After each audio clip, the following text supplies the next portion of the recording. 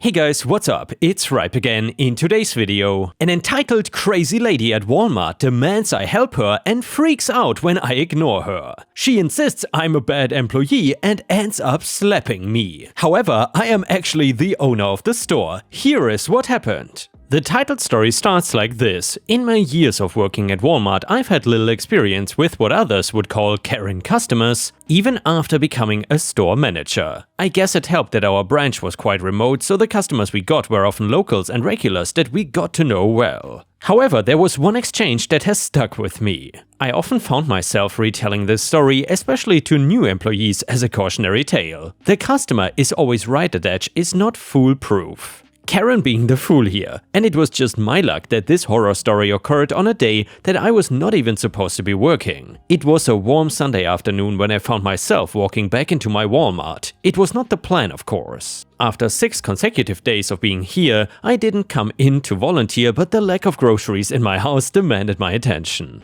It was only a short distance from my house, so I decided to walk. There was no need to trouble myself with a car, even for my private parking space. Due to the weather, I also opted for a plain shirt and shorts. While I had my usual uniform available, I didn't want any customers or employees to be confused by my presence on my day off. I also assumed that my team would recognize me regardless, so would not question my discount card. As I didn't want to dawdle, I left my headphones on when I entered the store. I focused on the task ahead. Ducking between busy streams of shoppers like highway traffic, I quickly ticked off many items from my list with only one item left to find. I passed an older lady with a cane straining to reach an object on the top shelf of the baking aisle, but I kept walking when I noticed an employee already moving in her direction, presumably to help. I heard a commotion of raised voices behind me. I turned to see that same lady now mouthing something soundlessly in my direction. While I thought she was looking straight at me, I shrugged it off, assuming instead she was getting the attention of someone behind me. When I turned back to carry on down the aisle, I saw the employee had left and now other customers were seemingly leaving the aisle with haste. The raised voices seemed to echo throughout the hall, following me into the adjacent aisle. When I stopped to scan the shelves, my song paused and I heard now that the commotion was a lady shouting hoarsely. Taking out my headphones, I peered around and nearly jumped out of my skin as I noticed that she was standing right next to me. She was yelling at me for ignoring her earlier, even though I clearly had headphones on and was not paying attention. She would not take no for an answer and brushed off any reason I had as a petty excuse. Talk about rude. Not wishing to entertain any harassment longer, I calmly directed the little angry one to the nearest employee and turned the corner. I realized at checkout that I had forgotten my last shopping item, so I had to carefully double back to the aisle. To my regret, I noticed the lady was still at the end of the baking aisle yelling at a nervous employee. I hesitated on whether to intervene, but the choice was made for me when she pointed down the aisle and then turned to see me back, angrily hobbling over to me. The employee noticed me as well and quickly paced after her. Though he was a new starter, I could tell he immediately recognized me. Not stopping in her rant, the lady accused me again of being a crappy human being and refusing to help and walk away from a disabled person in need. If only her insults stopped there, she continued to claim, shouting at the top of her lungs, that I should be kicked out of the store for my crimes. I chuckled at the ridiculousness of it though. She stared now expectantly at the employee. The employee began to object, almost revealing that I was the manager, but was cut off by more yelling. To note, I've never refused or ignored someone purposefully before in my life because I would like to think it's not the sort of person I am. And being 6'2" tall, I was fairly used to similar requests while I was on and off duty. However, the sheer belligerence and stubborn stupidity of my attacker put me off the idea of sucking up to her. While I adamantly refuted her version of events, she still refused to cooperate. Even after the young employee offered to help her in my place, she rudely shut him down and intimidated him into silence again. This pushed me over the edge. In a sudden show of force, I snapped back at the lady, coming to the defense of the employee.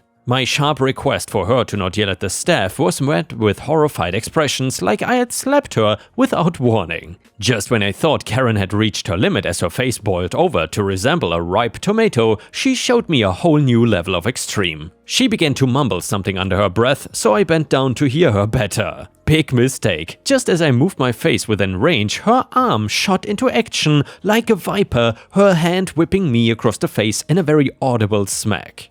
Our argument had drawn a crowd of curious shoppers stalling by aisles listening to us over their shoulder. But now employees and customers alike turned in mutual shock at the assault. They reacted even before I did. I was slow to process what had happened because it didn't make sense to me. An old lady in Walmart had just slapped me because I didn't help her reach her cookie dough mix. Seriously? One hand went to touch my face that now began to sting and swell. I found my balance suddenly tipped and over-adjusted, grabbing onto the nearby shelf and causing items to scatter around us. Even still, no one said or moved. For a split second, anger bubbled up within me. I clenched my fist, unsure what I would do next. After a difficult minute of restraining myself, I relaxed and decided on a better vengeance. Taking charge of the scene, I immediately asked the stunt employee beside us to clear the staff room so we could wait inside. The lady spoke up with audible confusion, and I explained that we could wait there until the cops arrived, an idea she was actually agreeable to. For whatever reason, she was still sure that she was the victim here, even after the assault, which she either forgot or dismissed as a crime. As we were led away, the crowd began to disperse and business was returned to normal. I looked remorseful in the direction of an employee that was now coming over to clean the mess I made in my stumble. Despite her size, I was less than thrilled to be left in the staff room with her on my own, and she spent all that time staring at me with hateful eyes as if sizing me up. 20 minutes later, to my relief, a knock at the door broke the tense silence in the staff room. 2 cops entered the room and were immediately set upon by the angry creature, snapping at them at 100 words a second. When they realized she would not willingly calm down, one cop left to talk to employees while the lucky one was left here with us. The cop struggled to get both sides of the story, mainly because the lady would not let anyone else speak. The cop quickly grew tired of her story, which he didn't consider to be criminal. However, his interest did perk up when I mentioned that she had slapped me. Karen even did me the favor of admitting to it, though did not see it as a big deal. Finally ready to tell my side of the story, I revealed that I was the store manager and had come by on my day off for some groceries when I was harassed and attacked. Shock overcame as her face grew lifeless and pale. The rest of the afternoon concluded without any further difficulty. I guess sometimes horror stories do have happy endings. Found guilty of a crime she didn't deny, Karen was let out of Walmart. Due to lack of cooperation on her part, they did require 2 men to practically carry her away, hauling her into the back of the vehicle as she continued to scream and fight back. A cop returned 2 days later to collect statements on the incident, but was very pleasant and honest in their approach. They even divulged that whilst in interrogation it was found that Karen had been driving for a number of years without a license, adding to her already long list of charges. Though I was also cautioned that she may return in the future, being a local with little other shopping options around. Still somewhat bitter about the exchange and fearful of future attacks against myself or my employees, I decided to ban her from the store too. I did not lose any sleep over the decision. Edit: I think I forgot to mention previously that I of course also pressed charges on Karen. Let's hope I never see such an entitled person again. And yeah, Ripe Stars, if you have ever encountered any entitled people while grocery shopping, please let us know in the comments because I would love to hear about your story. And while you're at it, I would very much appreciate it if you could also like the video because that would help me a lot. Anyway, the next one is a revenge story. This happened to me a few years ago actually, but I just remembered it. This was around 2015 summer. I had gone to the grocery store to buy a few things as usual. Everything was going well until I heard some lady yell at me as I'm walking into the store.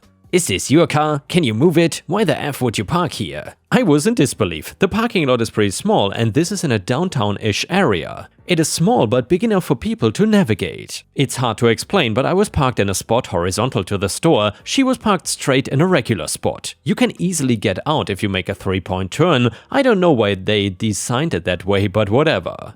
I thought about it for a second and then said, "You just cannot drive." I would have moved it if she had asked nicely, to be honest. I understand that some people are terrible drivers, but this lady didn't even try to get out. She was driving a medium-sized SUV and my car is smaller. She just decided that she was gonna try and yell at me instead. I walked in and did my shopping. 50 minutes later, I'm checking out and she comes inside and starts yelling at me again.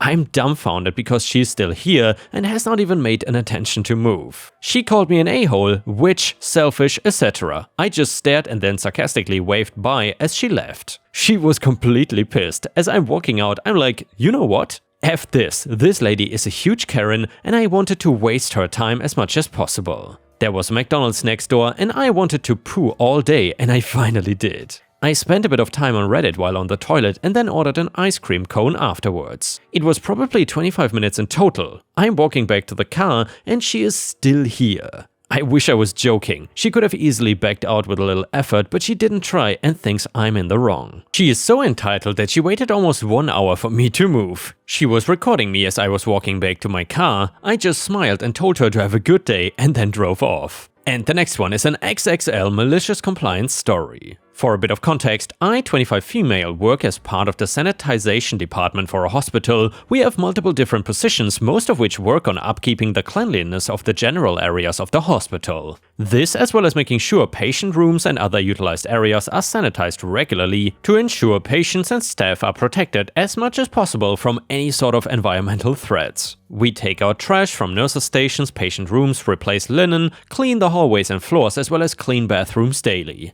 I started working about a year before the start of the pandemic, and as such, a lot of our processes have, as you can guess, changed and been more intense since. Our supervisors often come around to each floor to make sure everyone in the department is working properly and being diligent about their cleanings. My position was what we would call a float worker. Essentially, I've been trained in every area and will be assigned to cover people who call in sick, are on their days off or on vacation. This comes with a lot of hurdles, such as trying to remember what order everything needs to be done in every area. We've got approximately nearly 30 different areas, so sometimes I need to ask our supervisors for a quick refresh on things that need to be accomplished over the day if I don't feel comfortable with my memory of the area. The downside to my position is that I won't know until I show up to work where I will be for the day.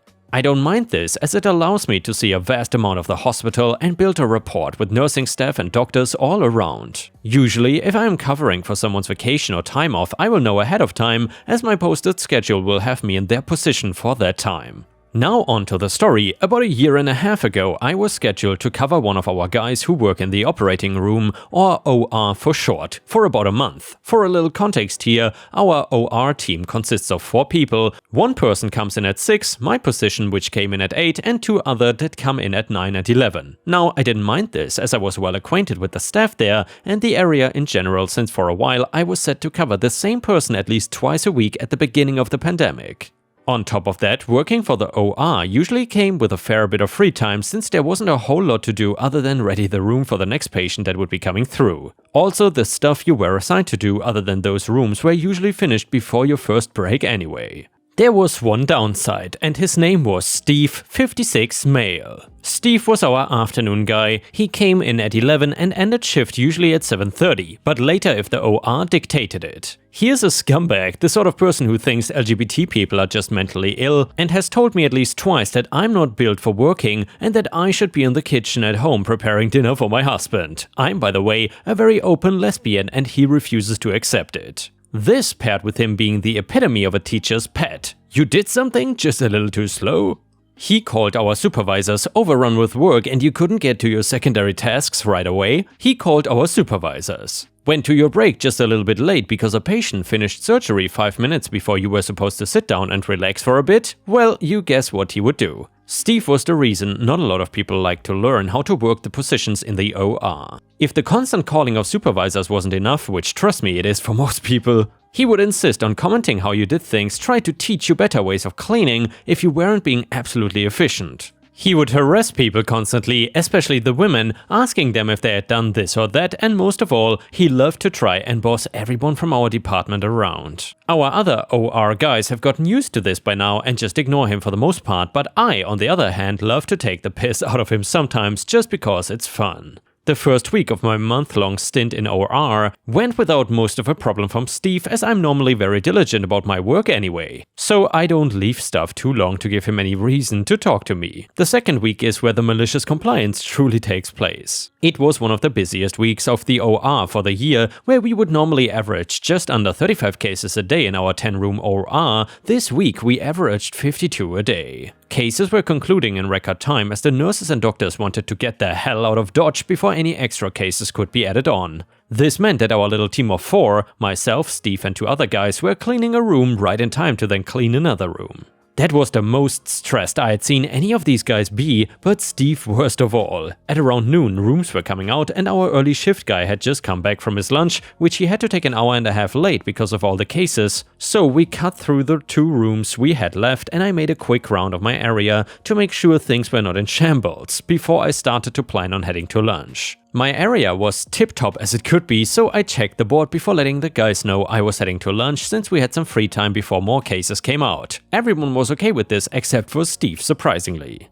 Everyone was okay with this except for Steve, surprisingly. He stopped me and this was the back and forth that ensued. Steve: wait, have you checked your sinks? Me: yes, scrub them before the morning rush. Steve: how about your trash cans? Me: my god, yes, I checked them. One of them is half full, but I don't see half an hour making that full. Now can I go? I don't wanna leave. Steve: what about your hallways? Did you dust them? Me: yeah, I did. Now please leave me alone. I need to get lunch before. Steve: how about your high dusting? Did you get? Me: Steve, I'm gonna ask you once and only once. Mind your own damn business and worry about your own area. And with that, I walked away. Steve very much didn't like that at all. I was 10 minutes into my lunch in the OR's break room halfway through my food when our department director walked in. She walked over to me, tapped me on the shoulder, I had earbuds in watching an episode of an anime I had missed over the weekend, and told me to meet her in our office after our lunch. I asked her what it was about and she told me we had to talk about it when I got down there. I was pissed to say the least. I knew that little rat Steve had probably told our director that I had hit him or something and was gonna use my little outburst as a threat that caused him undue mental harm, and that he didn't feel comfortable working around me if I was gonna act like that. Mind you, I'm a 5'4", 130 pounds woman who is sweet as pie, and Steve is 6'3" and probably 230 pounds or more. As I was finishing my food and watching my episode, I peeked at the monitor on the wall that kept track of patients coming into the room and leaving. Every single room was currently closing up their cases, which meant that my OR team was about to get rocked. I panicked for a moment and then I remembered what had happened with Steve and I couldn't help myself from laughing a little bit. Cue the sweet malicious compliance. I put my lunch bag away with the other bags in the back of the break room, took the last sip of my soda as I tossed it and walked out with a grin on my face. On my way to the elevators, I saw they had only done 1 room so far, and judging on that, I assumed it would probably take them another hour and a half to get everything finished for the rooms. Steve saw me on my way out and stopped me. Steve: OP, get your hairnet on, we have 9 other rooms that need to get cleaned. Me: I'm so sorry Steve, I was asked to come down to the office by our director. She had something she wanted to discuss with me and told me I had to come immediately after my lunch and to not worry about... Steve: but we are getting overrun with work. Me: I don't see how that is currently my issue. If I don't talk with her, I might get fired for insubordination, so good luck, I will try to be as fast as I can. And smiled, and as I turned away, I got down to our office and the director is sitting with one of our HR representatives. She motions me to close the door and sit down, so I do. Surprise, surprise, she put me in to talk about the fact that someone, of which she couldn't technically name but everyone knew who was being talked about, came to her with a complaint about a hostile encounter in which I made the person feel uncomfortable. I laughed a little bit and told them what had happened from my point of view. The director just kind of put her head in her hands and the HR rep had to stifle a chuckle. It got quiet for a few moments, so I asked if I was gonna lose my job over this. Our director said that originally it was gonna be a strike on my record and some disciplinary actions such as taking some online courses about de-escalation of conflict and hostile work environments, as well as an in-service about what to do when a coworker and you don't agree on something. However, after hearing my side of the story along with the plethora of other reports made by Steve about people in the department, she said she realized that she probably shouldn't have gotten HR involved until she heard my side of things, and dismissed both the rep and myself. As I walked after the rep, I remembered those times he looked down on me for being a woman. Instead of heading back upstairs to the crap show that awaited me, I closed the door, turned back around and sat down. She looked up from her laptop side and asked what I needed. I just smiled and said I would like to lodge a complaint about Steve. She stared at me for a few moments and then asked me to detail my complaint. Here is the list of things I had gotten her to put into his complaint. Micromanagement of peers, creating a hostile workspace, unnecessary reporting of coworkers, bullying, misogyny, discrimination of LGBT workers, and sexual misconduct. He once told me that I like other women because you didn't have a guy who could F you good enough. After going through the list, providing examples and approximate dates for said examples, my director just kind of shook her head and put her fingers up to her temple. I looked at her and just said, "Bad day to be Steve." And she nodded, "Yeah, bad day to be Steve. You can head back to work. I will talk to him before I leave for the day." I left the office, headed back up to the OR a whopping hour later, and our OR team looked dreadful. Even our morning guy, who's in his mid-30s and has been doing this upwards of a decade, was looking rough. They finished all the rooms. Very impressive. They all looked at me, and Steve was the first to say anything. Steve, "Took you long enough, Karen. Where were you?" Me, "Oh, don't worry, you will find out soon enough." My meeting with the director went well. Morning guy, "What happened?" Me, "Oh well, someone complained about me being aggressive and it ended up turning into a conversation that would definitely eliminate the hostile work environment that was created here." Steve, smiling, "Good, last thing we need is someone to feel uncomfortable up here." Me, "Oh of course Steve, wouldn't want anyone to feel attacked or anything, right?" Also, Steve, I had a question for you. Have you checked your break room yet? Last I saw, the trash was overflowing onto the floor. Steve left in a panic and the other three of us laughed. The fallout. Now, so far it might seem like this belongs on nuclear revenge, but sadly, the fallout wasn't what I was hoping, but it was still sweet to hear. I was informed from our director about what had happened with Steve. Since I was the person who levied the complaint, I was entitled to hear about any actions taken to correct what I had complained about in an attempt to let me see that action was taken on my behalf. She said he would have been outright fired if I wasn't the only one who levied these complaints. While they took it seriously regardless, without other women stepping forward to say anything, they couldn't fire him off of my complaints alone. That being said, Steve was still reprimanded hard and was slapped with 2 strikes, 3 strikes get you fired, and a year worth of online learning and in-service training for things such as discrimination, misogynistic reform, LGBT learning, etc. He was also told if it was reported he said anything close to what he said to me again, he would be fired and blacklisted from hospitals in the state. In good news, since then, I have become a lead for our day shift. While I maintained my float status covering people who were sick and whatnot, I did gain a few more dollars an hour, some leadership responsibilities, and most important of all, a fancy title to tell Steve to F off with. And honestly, Ripe stars, huge props to OP. She is an absolute hero. First of all, for ensuring that the hospitals are clean and sanitized, and second, for putting people like Steve in line. I'm sure you've also had coworkers like this in the past, and it's always good to see someone stand up against this bullying and all the other bullcrap he put out. But honestly, I'm surprised that no one else has stood up to him before. It seems like he has done this for years. Honestly, nobody should work in such a toxic work environment. If I would be OP, I would definitely keep track of any further incidents, especially if someone talks about any further misconduct of Steve and then writing down the dates and maybe reaching out to other people involved in this. I've seen this in other workplaces before, that some people just get away with too much for too long and nobody says anything against it. And with this, we have reached the end of the video. However, if you cannot get enough of my content, please check out my endless playlist, where you can find thousands of hours of content. In addition, please don't forget to subscribe to my channel to not miss any of my daily uploads. Thank you so much in advance, and I hope to see you again tomorrow.